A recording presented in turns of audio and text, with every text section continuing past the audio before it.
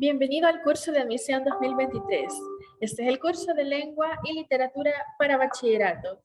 Hoy veremos un poco acerca del tema número 3, los textos expositivos y argumentativos. ¿Conoces cuál es la diferencia entre ambos? Claro que sí. Hemos estudiado a lo largo del 9º grado y 8º grado diversos tipos de texto. Probablemente no con los nombres que estamos hablando ahorita, pero sí hemos estado ante ellos en más de algún momento. Bien, vamos a ver poco a poco cuál es la diferencia, porque varía mucho.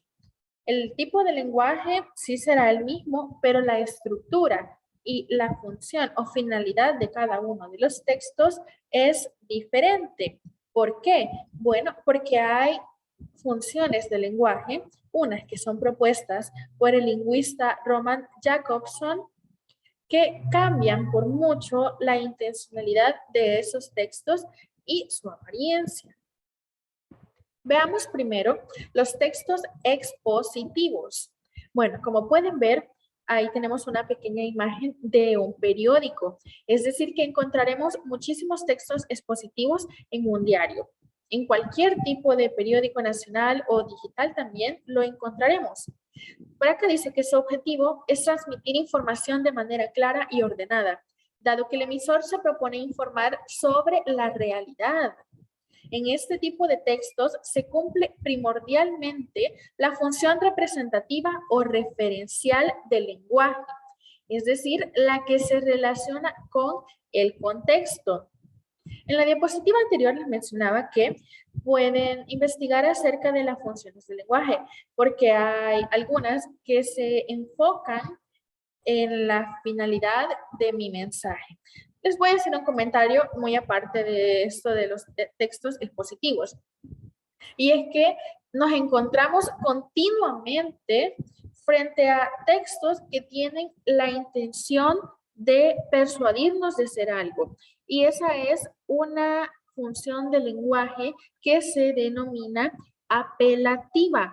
Es decir, que apela a que el lector o la persona que ve o que escucha haga algo, a que tome acción. ¿Saben dónde encontramos esa en su mayoría? Bueno, en los anuncios publicitarios. Y no solamente ahí. Supongamos que no salimos de nuestra casa en todo un día. Continuamos expuestos a eso.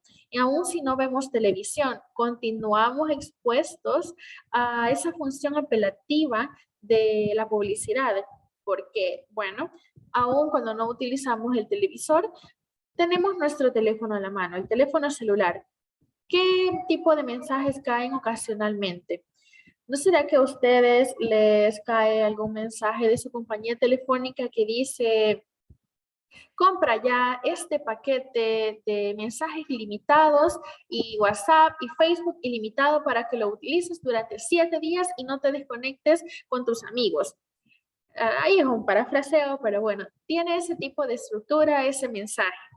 Pero veamos ese verbo, compra ya.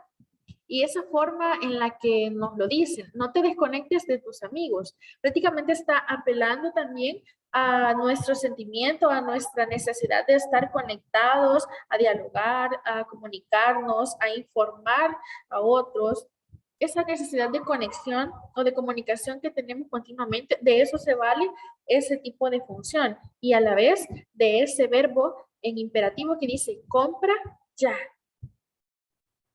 Hasta ahí el paréntesis. Entonces, en los textos expositivos no vamos a encontrar ese tipo de función, sino esta que se menciona acá, la representativa o referencial, que esa está ligada a uno de los elementos de la comunicación, al igual que las otras funciones del lenguaje, pero esta se enfoca en el contexto, es decir, que nos dará información de forma verídica, comprobable, y nosotros podemos notarlo si lo vamos a verificar con la realidad o si comparamos con otros hechos.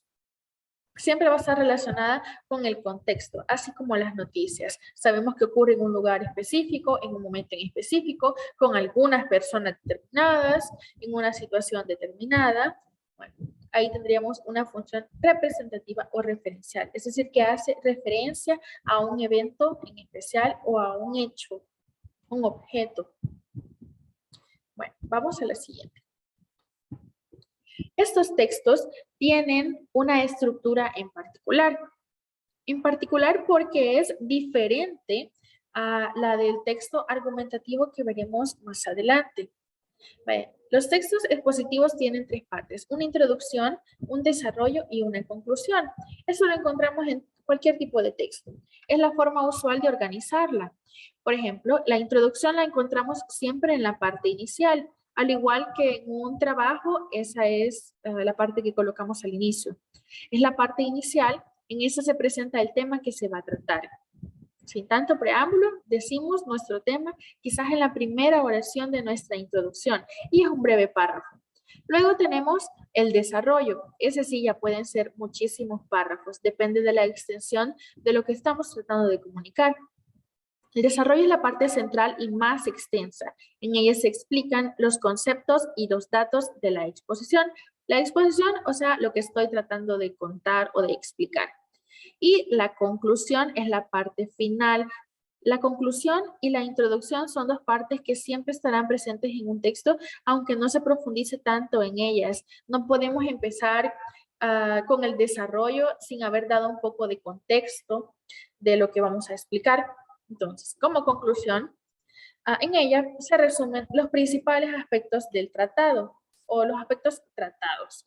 Bueno, si yo hablo de diversos temas o de diversos aspectos de un tema, lo que voy a hacer en mi conclusión es dar un breve resumen. Por si acaso mi texto era demasiado largo y alguien, un investigador, por ejemplo, que necesite revisar el trabajo que investigaron algunos jóvenes bachilleres, tal vez no tenga el tiempo suficiente para leerlo por completo, pero va a haber la introducción, la cual le va a describir cómo investigó todo y el qué, de qué herramientas se valió.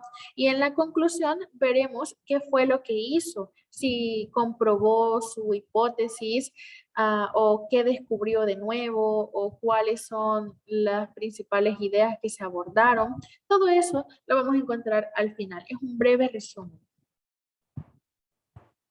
El lenguaje en un texto expositivo, debido a su naturaleza que es estrictamente informativa, el lenguaje siempre deberá cumplir estas tres características, pero no solamente en los textos expositivos, sino que también en todo tipo de texto debemos mantener esto siempre. Y no solamente cuando nos encontramos ante un texto escrito, sino cuando hablamos debemos ser claros, ordenados y precisos. Con claridad se refiere al uso de un lenguaje objetivo en el que se conservan las palabras en su sentido recto o literal. Esto con el fin de evitar ambigüedades, o sea, que no se entienda una cosa por otra. Luego, el orden. Yo debo priorizar cuáles son las ideas principales y luego las secundarias que se van derivando de mi idea principal. Debo hacerlo de manera organizada para que, bueno, el emisor recurrirá a revisar unos conectores. Esos conectores nos ayudan a ordenar los textos. Hay párrafos que inician como primero, luego segundo, o en conclusión, o para continuar. Tenemos todo tipo de conectores. Esos nos van ayudando a ir recuperando la información de forma ordenada. Y por último, una última característica es la precisión. Se refiere al uso de tecnicismos o palabras propias de una disciplina científica o técnica. Por precisión no se refiere a rapidez o a cualquier otra cosa que puedan imaginar, sino a utilizar el término preciso, el término correcto o el término adecuado.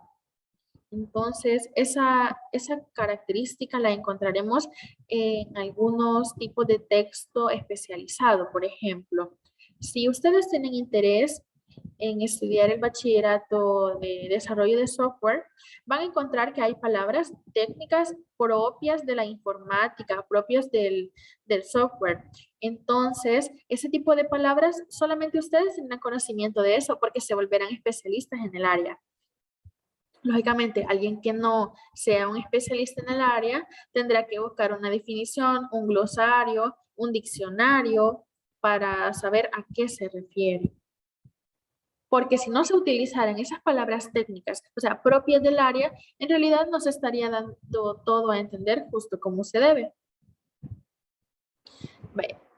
También, además de esas cualidades o características de los textos expositivos, podemos decir que hay algunas formas de organizar la información, unas formas que van más allá de esa estructura de tres partes que ya vimos, y es una deductiva, una inductiva, una que organiza la información por medio de problema y solución, o sea que nos expone una situación específica, la problemática, cuál es el conflicto y luego llega a exponer cuál es la solución de ello. Se puede organizar mediante comparaciones, presentamos primero la descripción de algún elemento y luego la de otra y luego contrastamos, identificamos diferencias, identificamos similitudes. Una cronológica que lleva un orden temporal o como sea que se presente ese tipo de orden cronológico y una situación lógica, un sentido ordenado. Hay diversas formas, pero las principales son deductiva y la inductiva, porque partimos de algo general y luego algo específico o al revés. De una sola vez empezamos con la parte específica y luego nos vamos a generalizar. Vale. Ahora veamos dos tipos de texto expositivo. Se dividen en divulgación y especializados.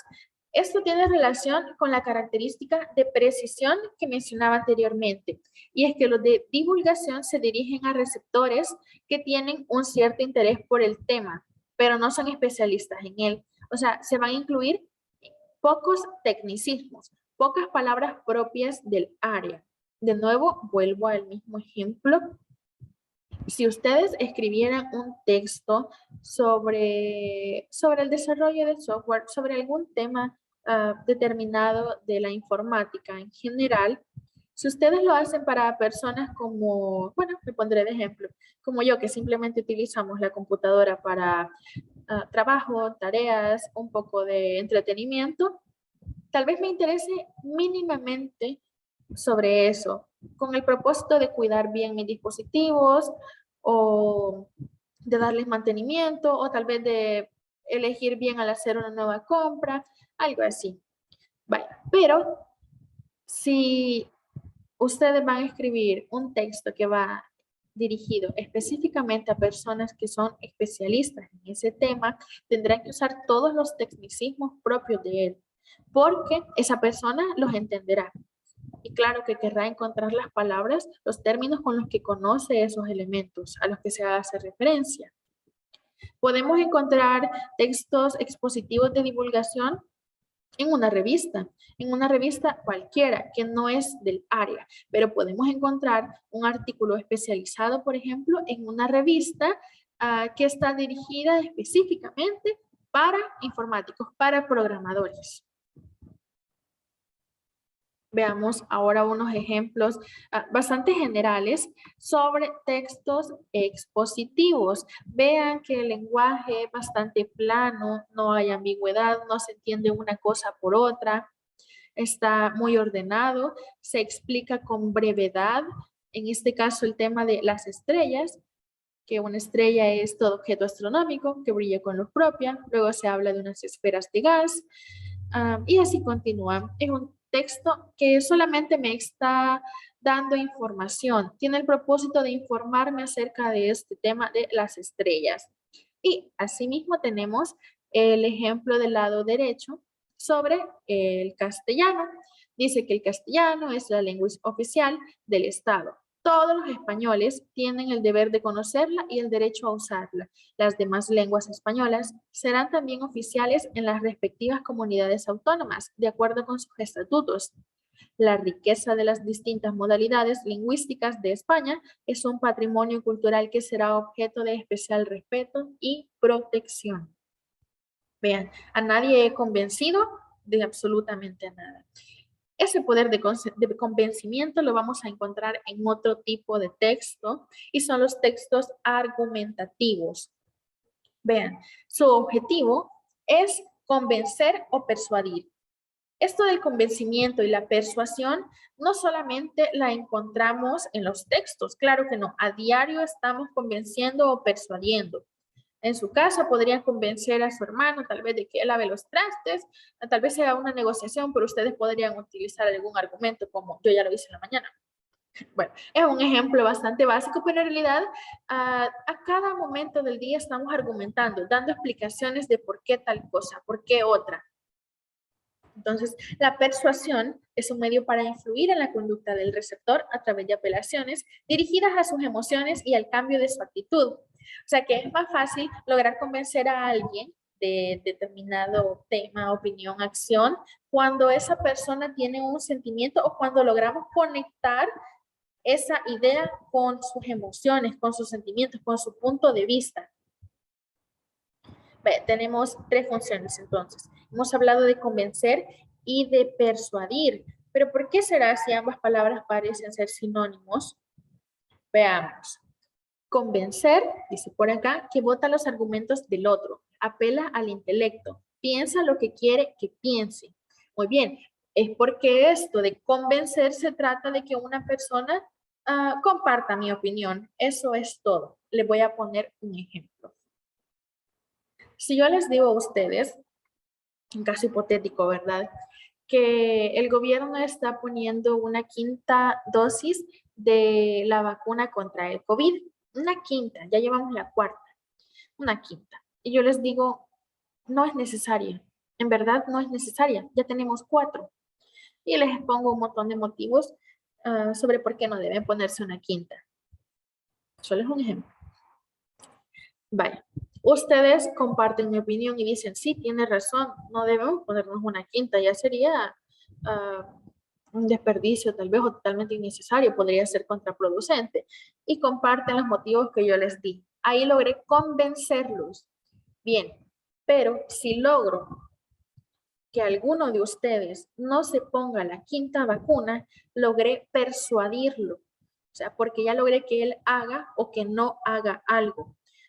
Porque bien, la mayoría podría haberse convencido de que no es necesaria, pero va a estar pronto en el hospital El Salvador poniéndose la próxima dosis, aunque lo haya convencido de que no es necesaria, pero habrá alguno que logre persuadirlo y que no vaya, o sea, que comparta mi opinión tanto que la va a defender e incluso va a actuar acorde a lo que cree ahora. Pero bueno. Esas son las diferencias de convencer y persuadir. Convencer es lograr que alguien piense lo mismo que yo y persuadir es lograr que haga lo que yo quiero que haga. Ahora tenemos conmover y es que apela a los sentimientos de querer, de sentir y de defender.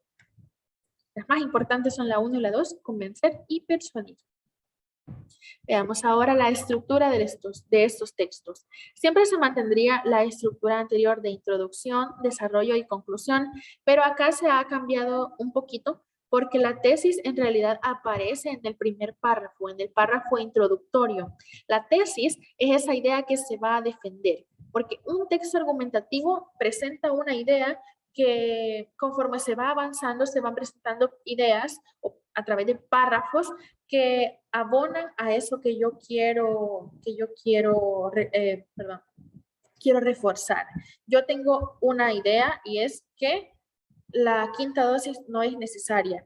Muy bien, ahora voy a poner un montón de argumentos, todos los argumentos posibles, ya sea argumentos de casos en los que otros países han aplicado una quinta dosis y ha sido contraproducente, argumentos comparando de otros tipos de vacunas, tal vez que se pongan varias dosis, todo tipo de argumento que me va a servir para reforzar esa idea. Entonces, volviendo a la tesis, que consiste en expresar lo que se quiere evidenciar, es una idea a favor o en contra.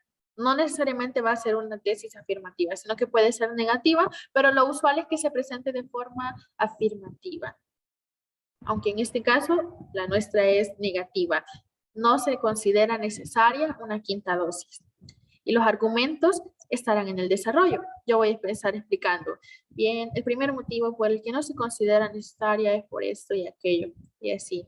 Continúo hasta que ya lo defendí lo más que pude. Incluso busqué opiniones que digan que sí e investigué más y las contrasté con opiniones que digan que no es necesario. O sea, me encargué de ir a investigar argumentos que podrían votar los míos, pero no, yo los estoy votando. Ahora, en la conclusión, lo que hacemos es un planteamiento bastante breve en el cual resumimos si se confirmó la tesis, o sea, si se logró comprobar muy bien, dejarlo claro, refutar todo aquello que la contradice. Y bueno, es una conclusión, perdón. Solamente se repite si en realidad mantengo esa idea y doy un breve resumen de por qué, pero muy breve, es un parrafito esa conclusión, porque este es un texto, no es un trabajo de investigación. Ya si fuese un trabajo de investigación, pues puedo hacer una conclusión de 1 o 2 páginas. Pero en este caso, solo es el párrafo final. Veamos ahora algunos tipos de argumento brevemente. Miren, tenemos 6 acá, luego le voy a presentar un séptimo, aunque hay otros, pero estos son los más comunes. Veamos el argumento de hecho. Son aquellos que se basan en pruebas observables, basados en la observación. Yo voy a justificar algo porque yo vi o porque hubo un experimento e incluso una publicación sobre ese experimento. Entonces, eso me va a servir. Son bastante irrefutables, el de hecho. Veamos el de analogía. Ahí yo me encargo de comparar las semejanzas o diferencias que tienen dos objetos distintos o dos elementos y luego argumento si sí hay similitud o si no. Veamos el de deducción. Es aquel que aplica la deducción, obviamente, es decir, infiere la conclusión a partir de premisas generales. Empiezo de manera general y luego llego a lo específico. En el de ejemplificación se muestra una serie de premisas en las que aparecen diversos ejemplos que sustentan la afirmación o negación expresada en el argumento. Este de ejemplificación sería como presentar varios casos de hecho o de experiencia. Pero serviría, por ejemplo, inventemos un poco acerca de la quinta dosis. Podría poner un ejemplo de que ya hubo un caso, aunque ahí se mezclaría un poco con el de hecho, de que ya hubo un caso de una persona que se puso 5 dosis y que tuvo efectos secundarios. Conste que es un invento. Es un invento solamente con propósito de darles un ejemplo. Yo podría mencionar eso y eso me va a servir para abonar a que en realidad no es necesario. Luego tenemos el de experiencia, que afirman o validan algo que sucedió únicamente a la persona que da la información. Bien, ese tipo de argumento está presente en textos muy formales, argumentativos, pero también los encontramos a diario en redes sociales, por ejemplo. ¿Cuántas veces nos han encontrado ante una publicación que dice que no hagamos tal cosa o que hagamos otra, porque a mí, a la persona que está publicando eso, le pasó algo así, algo similar, o le pasó esto y aquello? Pero en realidad no es muy válido porque solamente es un caso. Este tipo de argumento de experiencia no sirve mucho en realidad. Serviría simplemente si lo agregamos como uno más, pero nuestro texto argumentativo no puede estar sustentado por un simple argumento de experiencia porque es un caso aislado tal vez o simplemente es subjetivo porque incluso podría ser mentira. Y por último está el de explicación, que usa el razonamiento deductivo, que ofrece en sus premisas la prueba de su inferencia. Entonces el de deducción y el de explicación, perdón, son similares, simplemente es el procedimiento contrario. Veamos el séptimo ahora. Un ejemplo de argumento de autoridad. Este no estaba ya, pero acá sí se los he colocado. El argumento de autoridad es el tipo de argumento más potente, fuerte, irrefutable. ¿Por qué? Porque es mi idea respaldada por la de alguien más. Yo puedo sostener como una simple ciudadana que no es necesaria una quinta dosis de vacuna contra el COVID, pero ¿quién me va a hacer caso? Bueno, probablemente algunas personas, pero nadie lo va a hacer. Primero que nada, se van a preguntar, ¿quién soy yo para decir eso? ¿Tengo alguna experiencia en vacunas? ¿Soy por lo menos parte del personal de salud? ¿Tengo algún doctorado? ¿Me dedico a la medicina? ¿Sé algo de eso? No, en realidad no. Entonces, podrían poner en duda mis palabras, pero cambiaría muchísimo si yo dijera, no es necesaria la quinta vacuna porque la OMS asegura que no hay pruebas concretas para suponer que es necesaria. Aunque por acá el ejemplo es de la cuarta. Y ese sí es real, el de la cuarta. Yo me estoy inventando el de la quinta. Entonces, un argumento de autoridad es válido y difícilmente refutable, o sea, no se puede votar porque es una persona o una organización la que me está respaldando mi idea. Ese es el mejor tipo de argumento, aunque también puede ser considerado una falacia porque si yo cito a una persona que es experta en el tema, esa persona aún así puede estar equivocada. Entonces es refutable. Además, no es la única persona experta en ese tema, hay otras. Así que en realidad sí se puede refutar. Llega a ser una falacia, o sea, un argumento que no siempre va a ser válido. Pero hay muchos casos en los que sí.